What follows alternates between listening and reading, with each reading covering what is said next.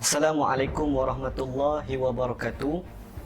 Hari ini saya akan berkongsi kepada anda semua suatu kisah yang bertajuk Ashabul Kahfi. Ashabul Kahfi menceritakan tentang 7 orang pemuda yang terselamat daripada pemerintahan raja yang zalim. Allah Subhanahu Wa Taala tidurkan ketujuh pemuda ini di dalam sebuah gua yang bernama Gua Ar-Rakim. Jadi kisah Ashabul Kahfi ini tercatat di sebuah negara Romawi ataupun lebih dikenali sebagai kota Tarsus, atau hari ini lebih dikenali sebagai kota di selatan Turki. Di kota Tarsus terdapat seorang raja yang bernama Raja Dekianus.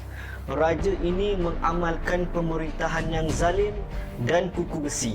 Antara kekayaan Raja Dekianus ini, istananya diperbuat daripada 1000 tiang dan juga 1000 lampu yang berwarna emas. Raja Dekianus ini memerintah kota Tarsus selama 30 tahun.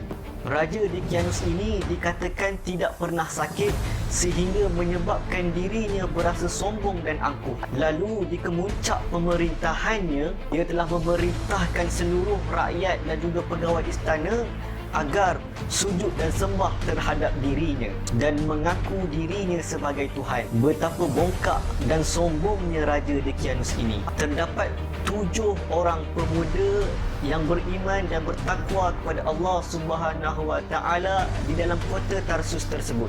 Yang pertama, pemuda ini bernama Tamlika. Yang kedua, namanya Maksalmina. Yang ketiga, Martunus. Yang keempat, Nainunus. Yang kelima, Saryunus. Yang keenam, namanya Zuluwanus. Dan yang ketujuh, namanya Falyastad Yunus. Ketujuh pemuda ini beriman dan bertakwa kepada Allah Subhanahu Wa Taala dengan sebenar-benar takwa.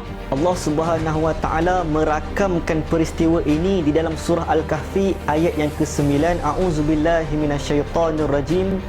Am hasibta anna ashabal kahfi war-rakim kanu min ayatina ajaba. Maksudnya, adakah kamu mengetahui wahai Muhammad, kisah Ashabul Kahfi ini merupakan suatu kisah menunjukkan kekuasaan dan kewujudan Allah Subhanahu Wa Taala. Setelah mendapati ketujuh pemuda ini yang tolak dan enggan menurut perintah Raja Dekianus itu, lalu raja tersebut memerintahkan pegawai istananya supaya memanggil ketujuh pemuda Ashabul Kahfi itu. Lalu 7 pemuda tersebut datang menghadap Raja Dekianus yang zalim itu. Raja tersebut memerintahkan mereka agar taat akan suruhannya dan sujud sembah kepadanya. Raja Dekianus juga memerintahkan ketujuh pemuda tersebut agar diberikan tempoh masa selama 2 hari untuk berfikir dan sujud kepada raja yang sombong itu. Atas dasar keimanan dan ketakwaan ketujuh pemuda ini kepada Allah Subhanahu Wa Taala, lalu mereka melarikan diri ke dalam sebuah gua yang bernama Gua Ar-Rakim. Ada riwayat yang mengatakan ketujuh pemuda ini melarikan diri ke Gua Ar-Rakim bersama dengan seekor anjing yang bernama Kitmir. Anjing tersebut merupakan anjing peliharaan pemuda yang bernama Tamlika. Setelah selesai tempoh masa selama 2 hari, Raja Dekianus memerintahkan pegawai istananya supaya mencari ketujuh pemuda Ashabul Kahfi ini. Tetapi malangnya, ketujuh pemuda ini hilang melarikan diri. Lalu Raja Dekianus merasa sangat marah dan berang dan memerintahkan seluruh rakyat di kota Tarsus tersebut mencari ketujuh pemuda ini. Sesiapa yang berjaya menjumpai ketujuh pemuda ini akan diberikan hadiah yang bernilai dan juga dinaikkan pangkat. Cari dan terus mencari, akhirnya mereka tidak dapat menjumpai ketujuh pemuda yang hebat ini. Sementara itu, di dalam Gua Ar-Rakim, ketujuh pemuda ini merasa sangat letih dan kepenatan. Akhirnya mereka tidur di dalam gua itu.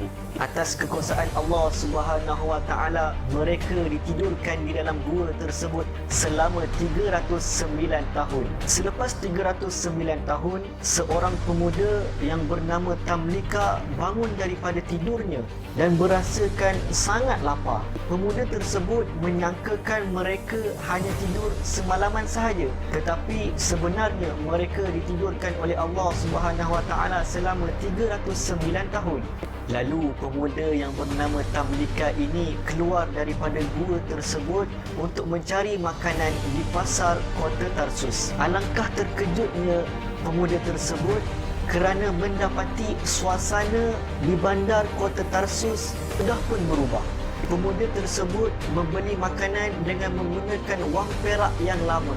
Alangkah terkejutnya penjual di pasar tersebut kerana mendapati ada lagi manusia yang menggunakan wang perak yang lama. Setelah mengetahui kejadian 7 orang pemuda Ashabul Kahfi yang melarikan diri ke dalam gua Ar-Rakim, lalu penjual tersebut memberitahu kepada seluruh rakyat di kota Tarsus bahawa inilah salah seorang 7 pemuda Ashabul Kahfi yang melarikan diri 309 tahun dahulu. Setelah perkhabaran ini mendapat tahu kepada raja di kota tersebut memanggil Tamlika untuk menghadap dirinya.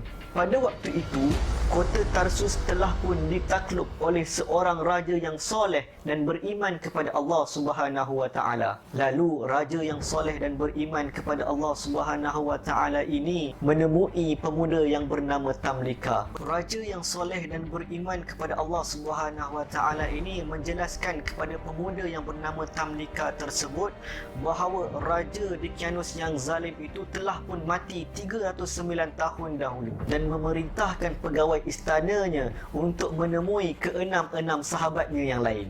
Lalu raja yang soleh ini dan juga para pembesar istananya berangkat ke gua Ar-Rakim untuk menemui 6 sahabatnya yang lain. Setelah mereka keluar daripada gua tersebut, mereka disambut oleh raja dan juga rakyat dengan cukup baik. Raja yang soleh itu menawarkan kepada ketujuh-tujuh pemuda ini untuk tinggal di istana. Tetapi ketujuh-tujuh pemuda yang beriman kepada Allah Subhanahu wa taala ini menolak dengan baik dan meminta untuk dikekalkan di dalam gua tersebut.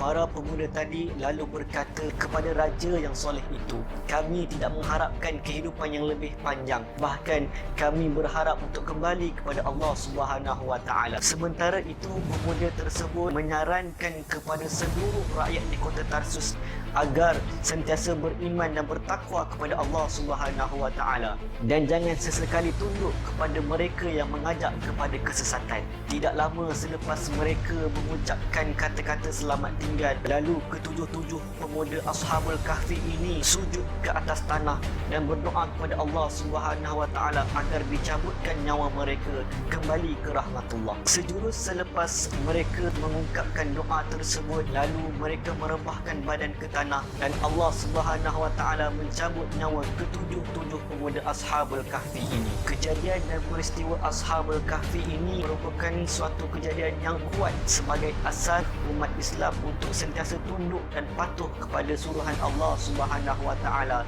dan meninggalkan segala larangannya. Moga Allah Subhanahu wa taala menganugerahkan kasih sayang dan rahmat-Nya buat kita semua. Sekian, wabillahi taufiq wal hidayah. Wassalamualaikum warahmatullahi wabarakatuh.